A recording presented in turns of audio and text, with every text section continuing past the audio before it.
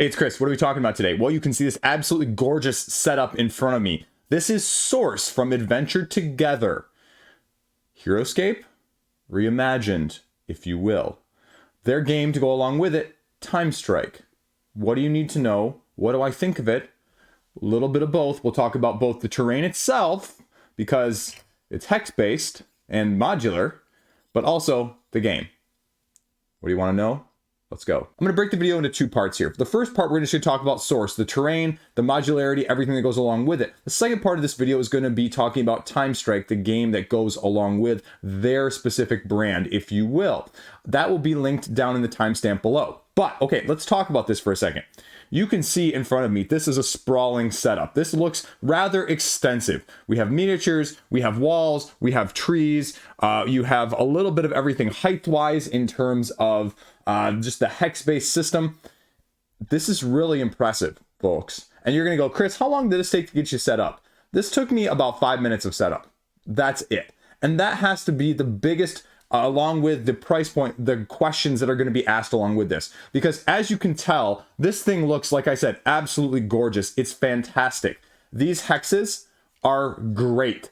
They are just fantastic. They interlock and connect together without any difficulty whatsoever. We have an outer edge here that sort of connects it all and keeps it flush together. And you can customize the edges by changing the angle to change the shape of your terrain. And like I said, this took 5 minutes, and if you had a second person helping you, it would take even less. The quality is freaking outstanding here. So if you're looking at this from an RPG, Warhammer, Robotech, Heroscape side of things, this is probably the premier product going to be out there. I say this as someone who has ventured into the D&D side of things as a dungeon master, trying to figure out how you're going to do the adventure and drawing it on a dry erase map, or trying to construct your own terrain, or trying to buy stuff online for gadzooks prices. For the price that this is going to be on the crowdfunding campaign, the amount of content you're getting is absolutely actually incredible. Now, I don't have all of the paces and shapes that they're going to be giving you. I only have essentially these single hexes and the much larger hexes, but they're going to come in different shapes, sizes, varieties. You can see on the board in front of me, there are several different colors of shapes corresponding to the water tokens here that are actually just slide on top of the actual tokens themselves. They're not even the full thickness. They just slot in here very well. And then you have sort of the regular terrain grassland here, if you will, in addition to what they call as their own little resource elements here in addition to that. And so you've got a few different elements that they're going to be offering in that way. But then you can also see, like under the big bad here, we've got what are actually, I believe, these are the road tokens as well. And there's a few other different terrain styles, as you can see, floating around this board and in the case behind the camera. The individual tiles are, well, just that. They're individual hexes, right? And these could be filled in anywhere. They can be the stacks, as you can see. And this thing, again, let me be very clear. This is light. This is incredibly lean plastic, and they all work incredibly well. This has been really attention to detail in terms of the molding that's gone into this, because there are absolutely no issues getting this put together whatsoever, because that was my biggest fear. When I looked at this as someone who has no desire to deal with overhead or exasperated setup and teardown, that is the bane of my existence as a board gamer, right? The absolute worst thing spending extra superfluous time on. And this doesn't have any of that. And you can just do whatever you want. Now, we've got a few other extras that they're offering too. You know, I've got this little wall here. That's kind of nice. And then we've got the trees that are colored. And most of this stuff is going to come uncolored, but you'll have, I guess, a pre-painted option as well. You can see all the miniatures around here are unpainted except for this guy down here. And the miniatures that come with this and the game, we'll talk about that in a second. But you can see them. They're fine miniatures. They're pretty decent quality, for that being said, for prototypes. But there's also, you know, room for improvement, I guess, if you will. So it's just fantastic. It just works really, really, really, really well. If you are looking at this from a wargaming or a Heroscape or anything D&D side of things, I think this is an absolute steal in terms of just comparatively product-wise what else is out there. Especially as someone who has no artistic talent and can't draw on a dry erase map, this fills a nice niche that nothing else has really done. Because if you're like me too, you don't want to go into Etsy or the Facebook groups and buy the overpriced, 3D printed or manufactured models that are going to cost you more than what a box or two of this is either individually. Because then, I mean, you're talking Dwarven Forge level prices, and it doesn't need to be Dwarven Forge level prices to have a quality product. And that's ultimately what this is and why this is really impressive, actually. So that being said, let's talk about the game. Let's talk about TimeStrike. Now, the thing I'm going to put out here at the very beginning of this, TimeStrike, you know, this is very much a miniature-based skirmish game, open sandbox, if you will, where you have several different things that you can sort of go through. You're taking your team of really 3 heroes or adventurers on each side. The tricky, different part about this game is, you see this big guy right here? This is called the Sentience. This is basically the bad guy AI, but in the same sense that all he does is want to wipe everybody out. And so all you want to do, though, is wipe out the other team. And so it's got the player versus everybody style of things all wrapped up in one. I mean, most dungeon crawls, most crawlers, most skirmishers in general are one or the other, right? You either play cooperative against the game, or you play head-to-head against each other. Now, this is offering a different dynamic, and they've got a little Shadows of Colossus style going on here, in case you didn't notice that. This is one of my little adventurers. He is actually, yes, climbing mounted on top of this big bad right here. And that plays a very distinct element, a role in this game. But essentially what you're going to be doing is you're going to be taking a turn by turn, back and forth, exhausting one character until you have none left, and then refreshing to be able to use them all, going head to head, trying to eliminate the other player. You have so much energy on each character, and you're going to have several different things that you can do on your turn, not only including moving, attacking, jumping, climbing, fishing, questing, as well as looting. And so there's a bunch of different little things that you can do along the way, and they're all going to be a little bit of smattering of things that you're used to. The best thing I can say about this game is the fact that it's going to go right along with what this is providing, right? When I think of these hexes, I think of these hexes as being a great entry point for someone who doesn't want to spend Godzook's money in terms of terrain or Dwarven Forge or things like that that are, you know, really a cost commitment you have to be relatively, you know, in knee deep to go into. And so this game sort of gives you a similar vibe. It's a little bit more on the lighter side with a zombie side type potential. And I say that word right there. That's probably the biggest thing I will say about this is a little bit of a raw game in terms of it needs some fleshing out. I just have a prototype. And so some of these things are not fully fleshed out as much as you may want them. And so I can't give you as much detail in that sense.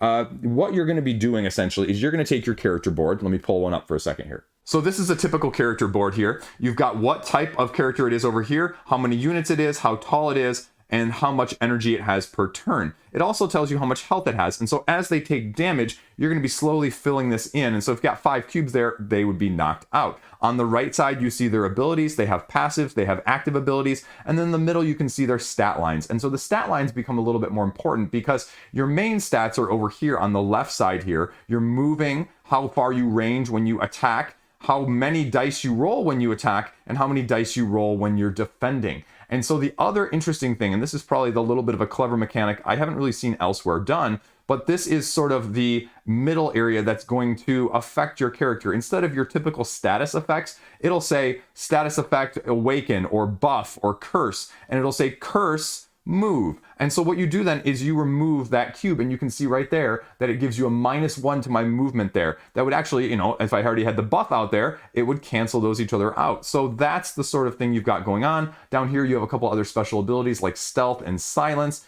And so you're utilizing those as you're going across. Your energy is how many actions essentially per turn you have. And the height actually matters. You may go, oh, Chris, that's weird. Well, no, jumping and the height dynamic between characters on the different levels of terrain. I have the high ground, Anakin. And that really does make a difference in this game. They actually, yeah, it does. So those are the things that are going to actually make a difference there that you're going to need to pay attention to. Now we've got a fair number of characters here, 9 in total. Each of them, again, having 3 of those abilities on the sides of the boards, as well as different buffs or curses that are going to go along with their stat line in the first place. Now, one of these characters, or a couple of them actually, I should say, have slightly different approaches. You'll notice that on the board here, I have these little worm guys, and there's not one of them, but there are actually 3 of them. And that plays a different role as well. And that's because this worm character actually, as I mentioned, has 3 units, and in this case, one of their abilities says that they share health. Not all units, though, that are split into multiple share health, so sometimes they are going to act independently. So when it says 1 energy, each of those 3 worms has 1 energy that they can use. They, again, statistically are quite different.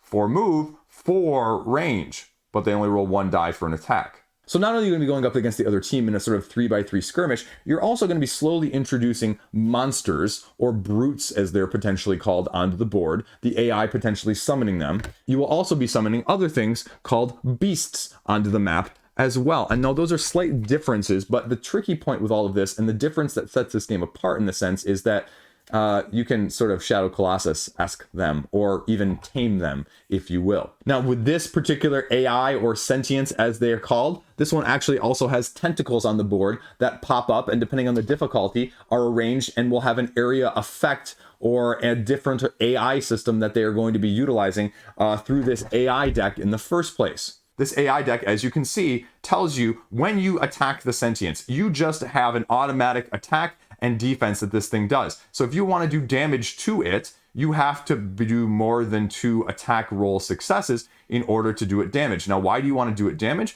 Well, if you do it damage, that is where you get the loot. And the loot is why you play the game. This is how you upgrade your character. This is how you make them better. This is how you make them so overpowered. For example, right here, with your Blinding Flare Lasso. Discard after use. Target any ally unit and pull them to this unit and heal them. So there's just all sorts of craziness here in this loot deck. So essentially then at the end of the round, you just flip this card over. It does the AI system, step 1, step 2, step 3, step 4, and it shows you what you're going to be doing, sometimes using the sentience, sometimes, again, using the tentacles wherever they may be. And if there's more of them, there's going to be more proxying around the board in the first place. And you can see that not all these stats are the same. So this is a red card, for example, 3 attack and 2 defense, but then a lot of these other ones, the gray ones, 2, and then additional red, and then gray, and then red. A lot of the loot is just either one-time items, again, awaken, so there's your buffs, and then thieves' tools. I mean, combat against another player, use this to steal an opponent's die before they roll it and roll yourself. But then you also have significant item upgrades, and this may be a boon or a curse, is because you're just pulling these from a random deck, right? You're not going to know exactly what you're going to get. But for example here, Wista's Wings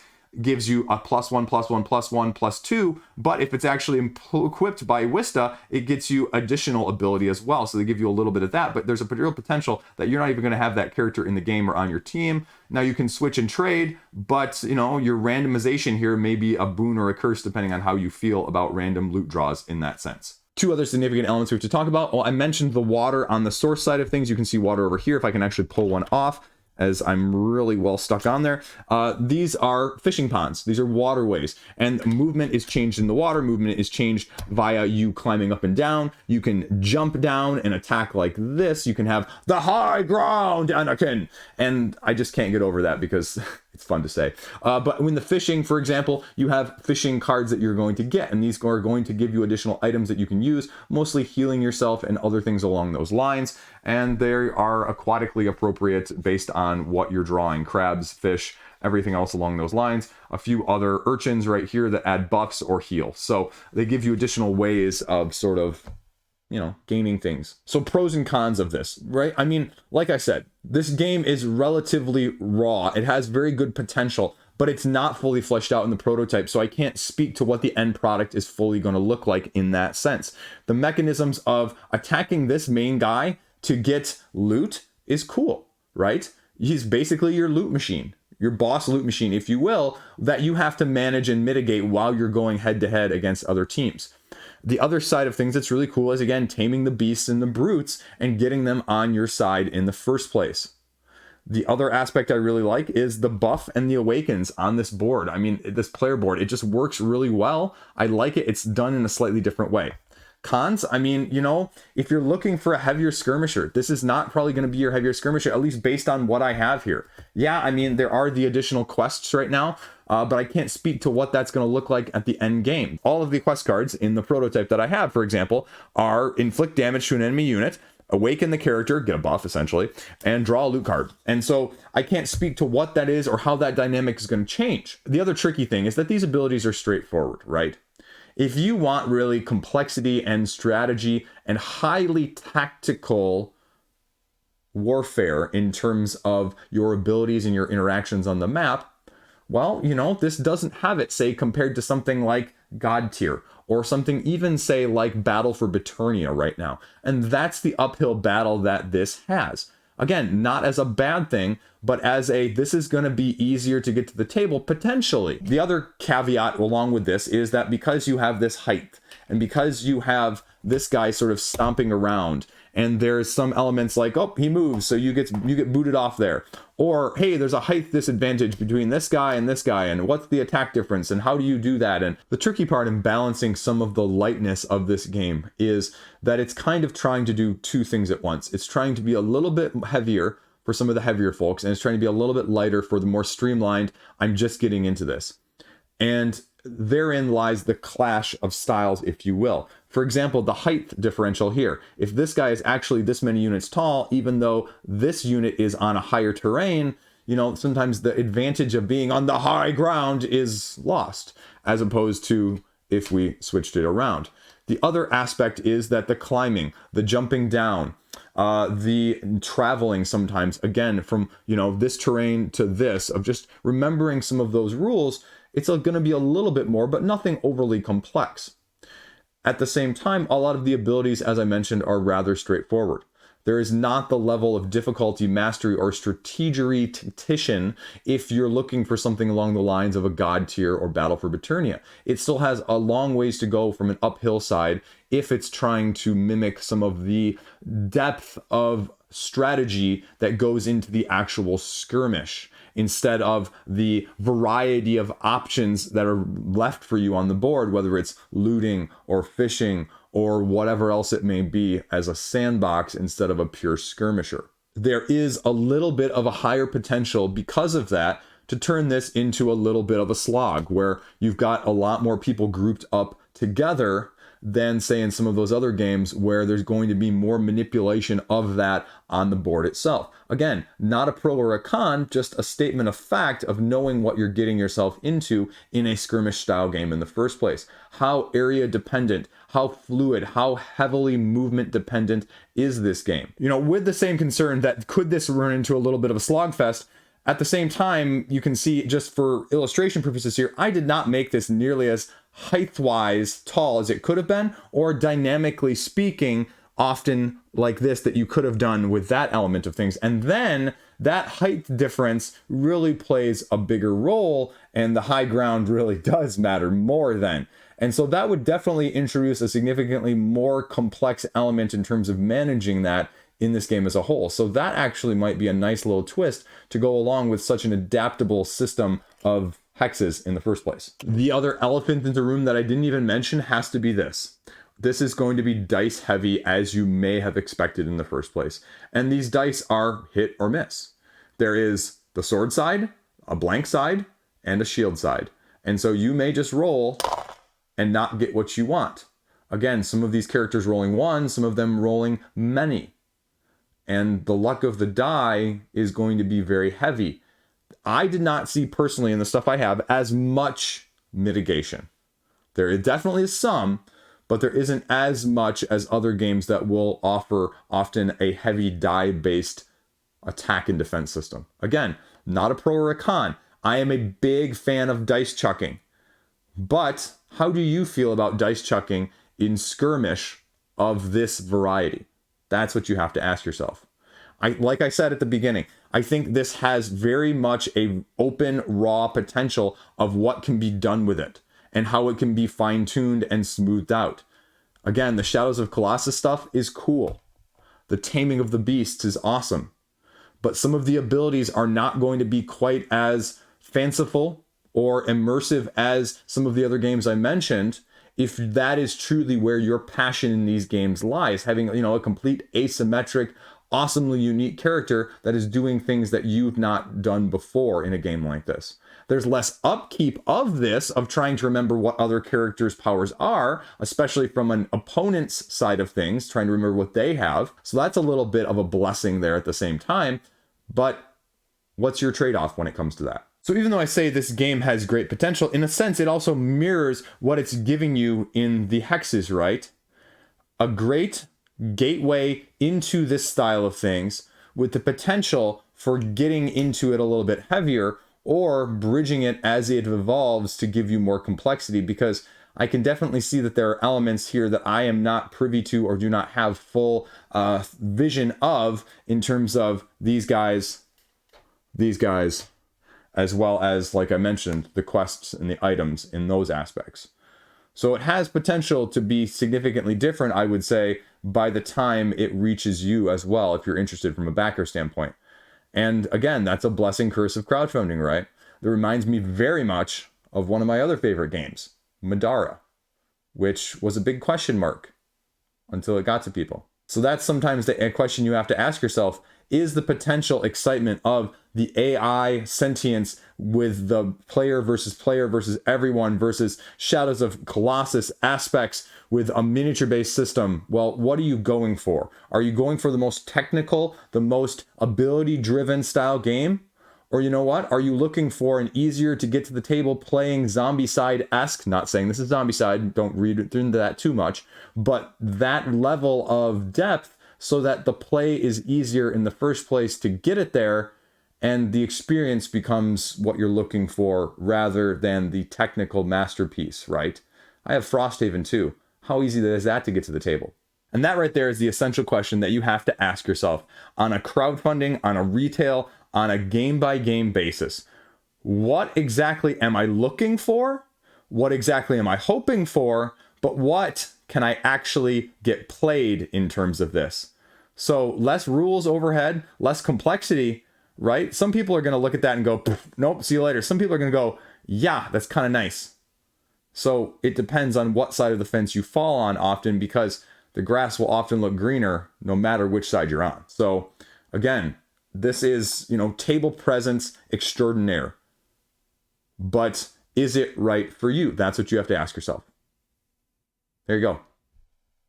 Adventure Together sent me this stuff. TimeStrike source. Man, this is a beauty to look at, though. It really is. If you are, I'll put this in the last point here. If you are really looking at it as a tabletop person with wargaming or just anything terrain-wise, seriously. There you go.